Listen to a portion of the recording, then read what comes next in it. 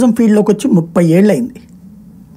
రేపు వచ్చే ఏప్రిల్ నాటికి 31వ ఏడు అయిపోతుంది. అంటే 30 ఏళ్ళు కంప్లీట్ అయిపోయి 31వ ఏడులోకి అడుగు పెడతా.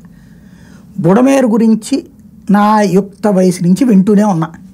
ఆపరేషన్ బుడమేరు, బుడమేరు కట్టలు పటిష్టం చేస్తాం, బుడమేరు అది చేస్తాం, ఇది చేస్తాం అన్నది లాజికల్గా. ఎందుకంటే ఆ వ్యవహారం మొత్తం ఆ చివరి నుండి ఈ చివరి దాకా, కొల్లేరు దాకా అంతా తిరిగి అంతా ఆపరేషన్స్ అన్ని చూసిన వాడినే, వాటిట్లో పార్టిసిపేట్ చేసిన వాడినే. కాబట్టి ఆపరేషన్ కొల్లేరు సక్సెస్ అయిన తర్వాతను బుడమేరుకు ఒక అద్భుతమైన అవకాశం చెడగొట్టుకున్నాం. అదే సందర్భంలో బుడమేరు డైవర్షన్ కన్నా అదొక అద్భుత అవకాశం చెడగొట్టుకున్నాం. ఇవాళ ఉత్తుత్తి ప్రకటనలు చాలా ఉంటాయి. కొల్లేరు వైపుకి వెళ్ళే రూట్ క్లియర్ చేస్తాం, బుడమేరు ఎట్టెట్టెట్టెట్టెట్ట వెళ్తుంది కొల్లేరు. అందుకని దానికి లెక్క పత్రం లేదు. ఓ చోట ఎంత ఉంటుంది, ఓ చోట ఎంత ఉంటుంది, ఎట్లాగా అనేది ఒక సిస్టమ్ లేదు. ఇప్పుడు ఏలూరు కాలువ, బందర్ కాలువ స్ట్రైట్ సూటిగా ఉన్నాయి. బట్ బుడమేరుకి ఒక క్లారిటీ ఉందా? ఇప్పుడు తెనాలి తెలిసిన వాళ్ళకి తెలుసు, ఆంధ్ర ప్యారిస్ అంటారు. 3 కాలువలు స్ట్రైట్గా ఉంటాయి. బుడమేరు ఎట్టుంటుంది, ఎట్టుంటుంది, ఎట్టుంటుంది, ఎట్టుంటుంది. ఓ పద్ధతి లేదు, పాడు లేదు. రెండవది, పైనుండి వచ్చేటప్పుడు కాలువే లేదు ఎక్కడ. ఆ మధ్యలో ఉన్నటువంటి కాలువ ఒక పక్కకి వెళ్తుంది. దానికే ఇప్పుడు నేను చెప్పిన బంకర్లు. ఇప్పుడు అక్కడ గేట్లు ఎత్తేస్తే వెలగలేరు, గేట్లు ఎత్తేస్తే ఎక్కడికి పడుతుంది? ఓళ్ళ మీదగా వస్తుంది. ఏది రాయనపాడు వ్యాగన్ వర్క్ షాపు, అట్లాగా కింద ఊళ్ళన్నీ, ఊళ్ళల్లో నుంచి విజయవాడ ఊరు, సింగినగర్, రాజరాజేశ్వరపేట, అంబాపురము, ఇవన్నిటి నుంచి అట్లా పోయి కుందావరి కండ్రిక ఈ రూట్లో నుంచి పోయి మళ్ళీ అవతల ఉన్నటువంటి పల్లెటూళ్ళ మీద నుంచి పోయి హైవేల మీద నుంచి పోవాలి కొల్లేరుకి. అంటే రోడ్లే దానికి దారులు, ఊళ్ళే దాని దారి. ఇప్పుడు అలాగ కాకుండా ఉండాలి అంటే ఇది కాలువని 50,000 క్యూసెక్కుల నీటి కెపాసిటీకి పెంచాలి.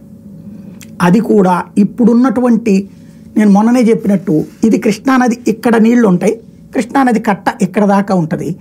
ఈ బుడమేరు వచ్చి ఈ మధ్యలో ఏదైతే బుడమేరు డైవర్స్ కెనాల్ ఈ మధ్యలో ఉంది, అంటే ఇట్లా కిందకి పడాలి.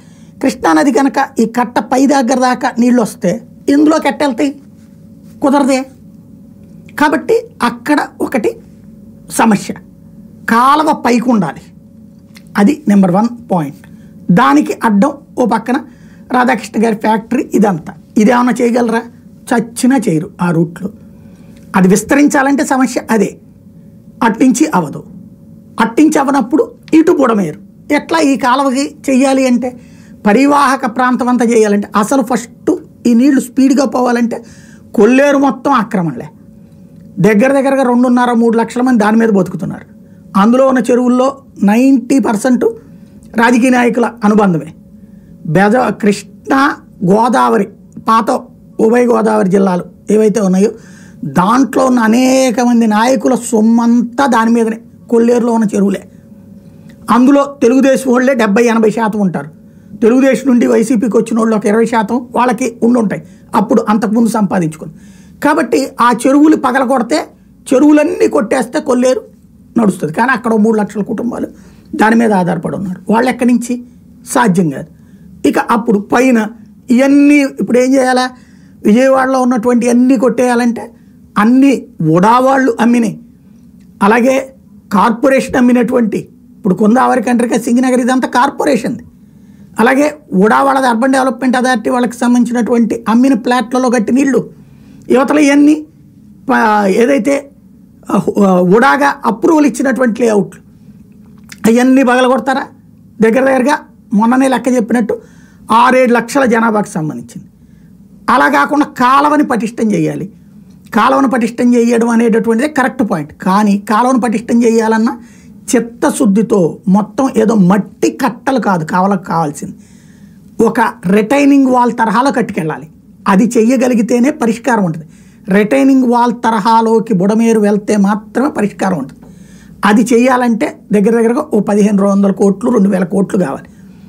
అది చేయడం కష్టం కాదు, కానీ ఆ కమిట్మెంట్ ఉందా? ఎందుకంటే ఆ కాలువని అట్లా రిటైనింగ్ వాల్ కట్టుకుంటూ వెళ్ళేటప్పుడు మధ్యలో బోల్డ్ అంత పొలిటికల్ ఆబ్లిగేషన్స్ ఉన్నాయి. ఎందుకు? భూసేకరణ చేయాలి అవన్నీ. కాబట్టి ఇప్పుడు ఆవేశపూరిత ప్రసంగాలు ఇవన్నీ ఉంటాయి. అప్పుడు కూడా 2008లో వచ్చినప్పుడు ఇట్లాంటి స్టేట్మెంట్లు ఏమన్నాం, శాశ్వత పరిష్కారం అని. ప్రారంభిస్తారు, ఆ తర్వాత పక్కకి వెళ్ళిపోతుంది. దాంట్లో మధ్యలో కోర్టులు వస్తాయి, ఇవన్నీ వస్తాయి. సాధారణ ప్రజలకు ఇప్పుడు నీళ్ళలోంచి బయటకు వచ్చాడు కాబట్టి ఎవరికి ఏం సంబంధం లేదు. కొన్ని రోజుల పాటు రియల్ ఎస్టేట్ డౌన్ అవుతుంది, మళ్ళీ కనుక 2 ఏళ్ళు వరదలు రాలేదనుకోండి, మళ్ళీ భూములు విపరీతంగా పెరిగిపోతాయి. ఇవన్నీ కామన్, జస్ట్ విని వదిలేయడమే. పండిపోయింది ఇదంతా.